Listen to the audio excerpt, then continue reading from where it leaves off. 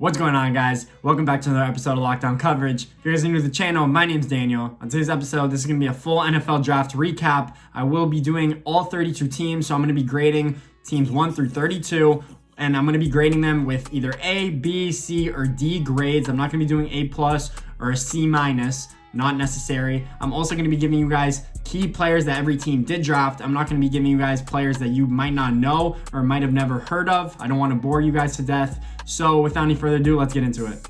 So of course, I will be starting off with the A teams. My first A team on this list is the Minnesota Vikings. Yes, they did get Justin Jefferson to replace Stephon Diggs. Great pickup. Did not lose any value in that terms, except for they're not paying Stephon Diggs $10 million plus a year. So Justin Jefferson from LSU, great player. They also got Jeff Gladney, TCU product, cornerback, plug and play right away, as well as Ezra Cleveland in the second round.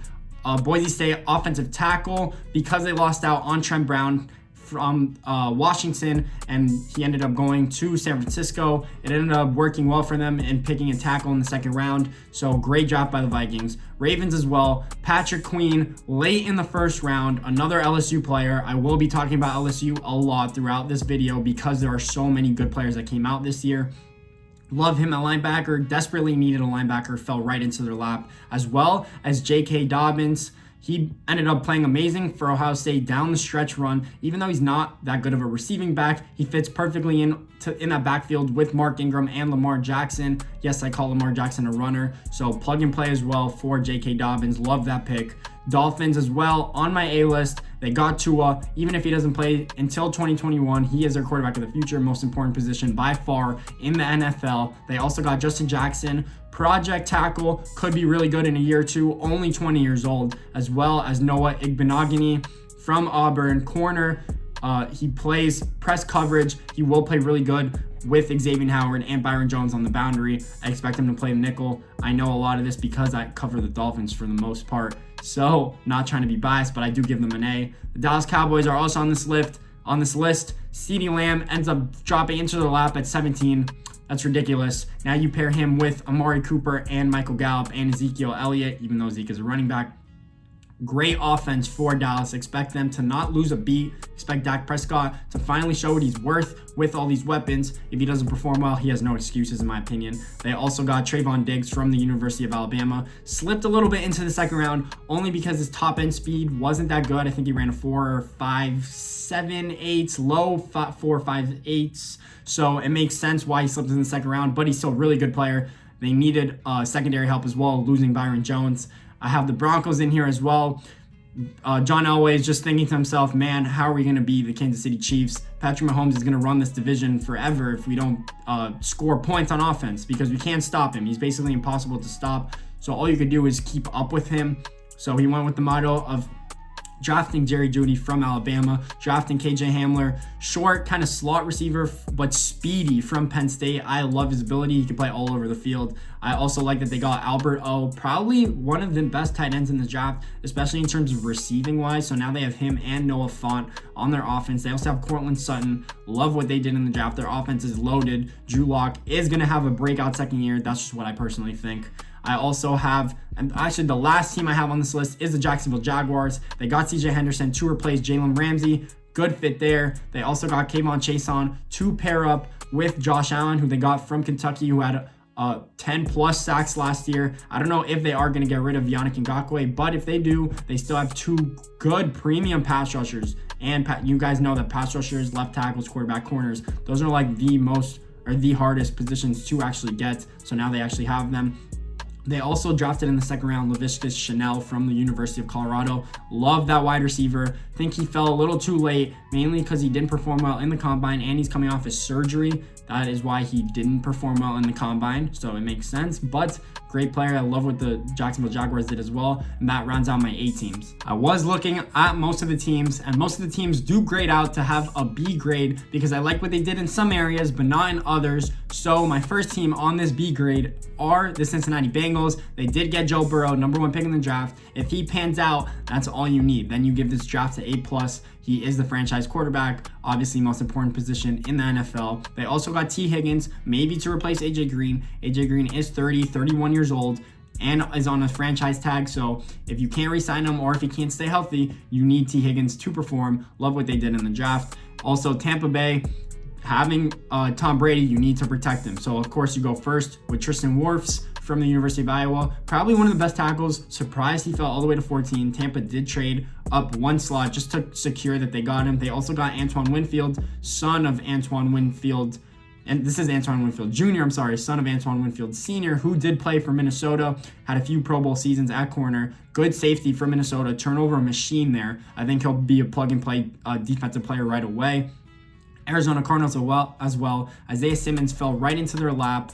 Clemson linebacker / safety / anything you want to call him. He can do everything all on defense. They also got Josh Jones from Houston, left tackle. Did play really well, slipped in the draft a little bit, even though he did not have any durability issues, not anything. I'm surprised he didn't go at maybe at least the end of the first, early second. Great player. I think they got a steal in him as well. Carolina Panthers, first team ever of any draft of all time to draft only defensive players with all 7 picks that they got. They did get Derek Brown. They did get Etor Totes-Magos. Great players for their defensive line. They got a few secondary players, especially with safeties and corners and linebackers. They did lose Luke Kuechly. They did give up 29 points a game, so I see why they wanted to draft all defense, go back to those defensive foundations. They got Teddy Bridgewater. They will compete in this year.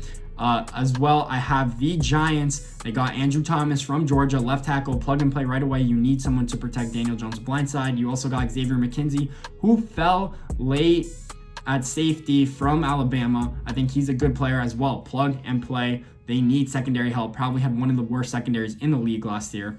Then I go to San Francisco. San Francisco was on my borderline B or A grade because they got Javon Kinlaw to replace DeForest Buckner. They kind of did the same thing that the Vikings did. They got Justin Jefferson for Stephon Diggs, great player replacement, and is playing for cheap. So now they have Javon Kinlaw from the University of South Carolina for cheap. You don't have to pay DeForest Buckner $20 million a year, which the Colts did do. But even though he is a great player, you got a good player to replace him. You didn't lose any value there. And they also got Brandon Ayuk from Arizona State. Good wide receiver, could play anywhere, pair up good. He pairs up really well with Deebo Samuel. Love what they did in the first round. The Browns as well, getting Jedrick Wills from Alabama. Cleveland needed a tackle. He's probably going to have to play left tackle, even though he did play right, because they got Jack Conklin from Tennessee. Makes sense what they did there. Love what Cleveland did, as well as getting Grant Delpit in the secondary. Plug and play, turnover machine. Needs to improve his tackling. He whiffed on too many tackles last year. That is why he fell into the second round. Could have been a top 10 pick if he had a good year this year.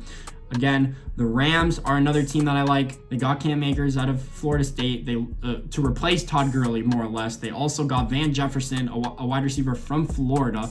Really good player, really low-key. He kind of reminds me of a Percy Harvin. Percy Harvin did go to Florida as well. He can play all over the field, take jet sweeps to the crib. I love what they did at wide receiver. They did trade Brandon Cook, so they needed speed. They also got Tyrell Lewis, who was a standout at Alabama. I don't know why he slipped all the way till the third round, or I think late second. Great player, has all the tools to be an excellent pass rusher. I think he could succeed with good coaching.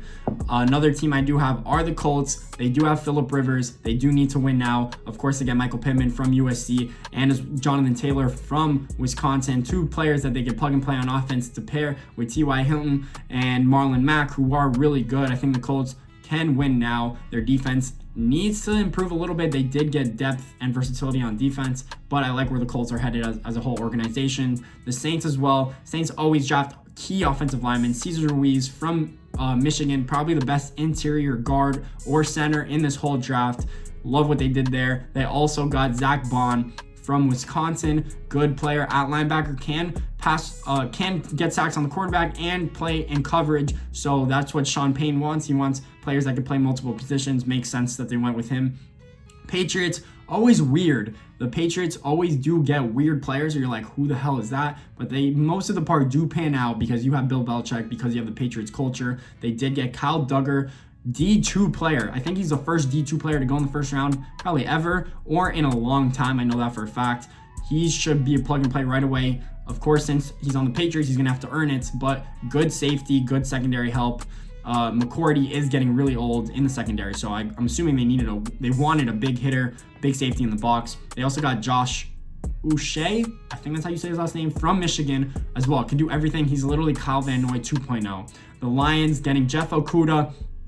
Of course, I give them a B. I liked what they did personally in their draft. I also was borderline A-B for the Lions. Jeffrey Okudah, plug and play, replacing Darius Slay. They also got DeAndre Swift to pair up with Kerryon Johnson in the backfield. Love DeAndre Swift as a pass catcher, as an inline runner. He reminds me of Christian McCaffrey. A lot of people are doubting that he could run the ball, but he has that same body type, same breakaway speed. They also got Julian Okora from, I'm sorry if I pronounced his name wrong, from Notre Dame.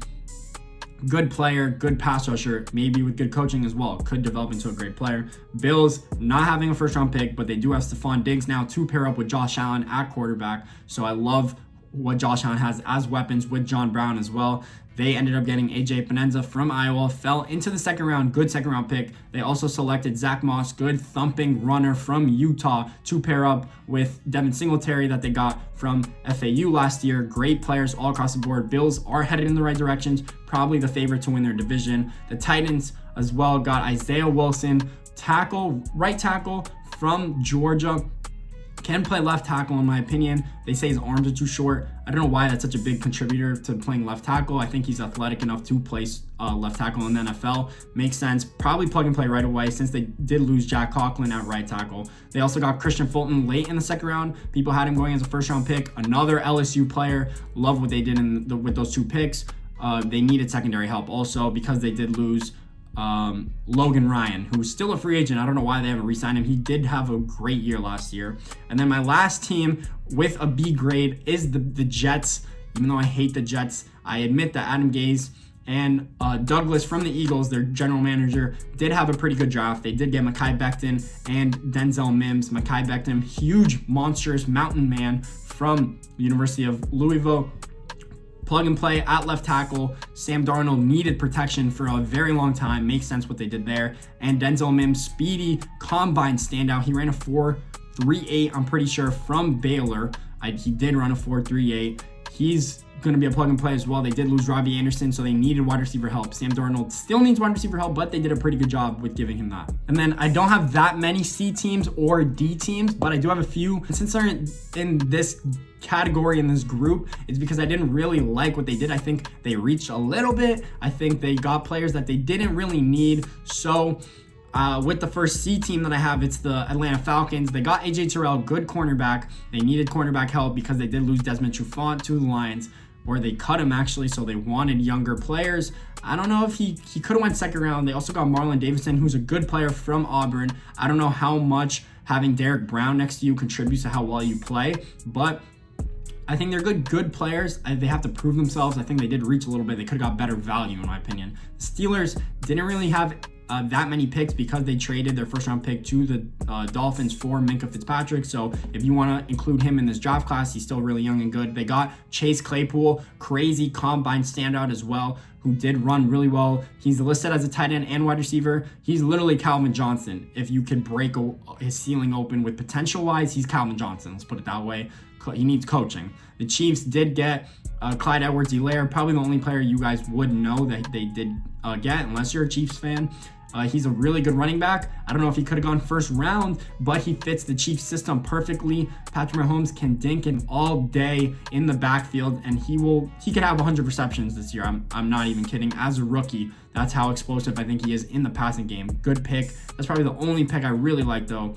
The Redskins, you might be surprised that I have the Redskins in this group because they obviously got Chase Young, the second pick in the draft. Depending on how good he is, if he could get 10 sacks a year, which everyone predicts that he will do, I think that this draft class will be a hit for the Washington.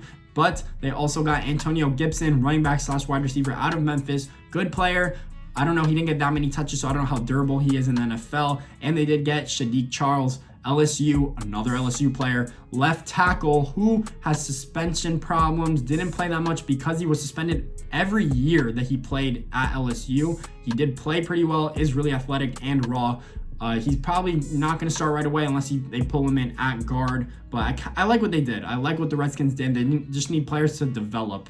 Another team I have on the C list is the Chargers. Again, Justin Herbert. If you guys watch the channel, I am not a fan of Justin Herbert. Makes sense why I have them as a C grade. Kenneth Murray, I am a fan of. Oklahoma linebacker. Plays really well all over the field, instinctive and fast. That's what you want from a linebacker now in this day and age in the NFL. Again, the Bears, honestly, if it wasn't for Jalen Johnson, the Utah corner that they got in the second round, I hated their draft. I don't like that they got Cole Kmet so early. It makes no sense. They have literally 12 tight ends on the roster, like literally 10. I'm not kidding. They have 10 tight ends on the roster. Like most teams have 3 or 4, even with a 90-man roster. I don't know what the Bears are doing. I think they're trending in the wrong direction. Sorry to any Bears fans watching this channel. The Texans did get Ross Blacklock from TCU, defensive tackle. I think he could be a stud. If he is a stud, I kind of would raise this draft into a B or A range, but the Texans didn't have many picks, so you guys wouldn't know many players that they did draft. And then the last team in the C grade that I have is the Seahawks. The Seahawks always seem to go for no names. Rashad Penny, last year I'm pretty sure they went with no names in the first round, like a defensive tackle, a defensive end that didn't perform well. They got Jordan Brooks from Texas Tech. They got Darrell Taylor from Tennessee. Looked good on tape, good pass rusher. I don't know if he could have gone early. Again, the Seahawks took him high. I'm assuming they think they can play really well in their system. So we'll see what pans out for Seattle. And then finally, I have my D teams. Again, I will kind of be hating on these D grades because I do not think that you guys had good drafts, even though there is very few. And again, Philadelphia is number 1 on this list. We got Jalen Reagor from the University of TCU. Good player. Didn't run as fast as everyone thought he would at the 40. I don't know if I would have picked him over Justin Jefferson at LSU. He was probably my best receiver available at 21. I don't know about that. And then their second round, they got Jalen Hurts. I don't know, unless they're planning on eventually replacing Carson Wentz. I don't know why they're drafting a quarterback. Kind of just makes no sense. Even if he is a standout Taysom Hill type of player, Jalen Hurts, I don't know how much he could contribute on a team, especially, but at least he could develop, and at least if Carson Wentz goes down, you do have a good backup quarterback. So I guess that's the only spot where it makes sense. Another team is the Raiders. The Raiders did have 2 first-round picks, and they kind of went weirdly with it. They got Henry Ruggs III from Alabama, the fastest wide receiver in this class. I don't know if he's dynamic enough to do everything on the field in terms of a complete wide receiver. We shall see. I did not have him being the first wide receiver taken. I still like Jerry Jeudy and CeeDee Lamb ahead of him, so I'm surprised that he went that early or being the first receiver taken. And then they also got Damian Arnett from Ohio State. Again, Jeffrey Okudah was on that field at the same time that he was a corner, so it makes sense that the opposing teams did have to throw at Damian Arnett, and he did hold up pretty nicely, but I still think he could have went in the second round. But the Raiders draft is kind of a we shall see type of thing. And then the last team I do have on this list is the Packers. Green Bay, what are you doing? Get Aaron Rodgers help. You guys haven't drafted a wide receiver in the first round in a million years. Like, you got Jordan Love with the 26th pick. You're already planning on replacing him, even if Aaron Rodgers is going to play another 4 years. What, are you going to pull an Aaron Rodgers? You guys think you're going to go 3 for 3 in terms of Hall of Fame quarterbacks? If this doesn't pan out, Aaron Rodgers is still missing weapons all across the board. The only real weapon he has is Devontae Adams. And then in the next pick that they got is A.J. Dillon, another running back, which is probably the only thing they don't need. They have Aaron Jones, who played amazing last year. I don't know why they're getting a bruiser or pounder as a running back from Boston College. Again, it's a good player, but it just doesn't fit what the Packers currently need. They need players that can contribute right now, and they didn't do that. Probably my least favorite draft of them all. But again, if you guys like this video, please make sure to leave a thumbs up and subscribe. I'd really appreciate it. We'll be continuing to do or find videos to do because there isn't going to be a lot of NFL news now that the draft is over, but stay tuned. Thanks for listening, guys.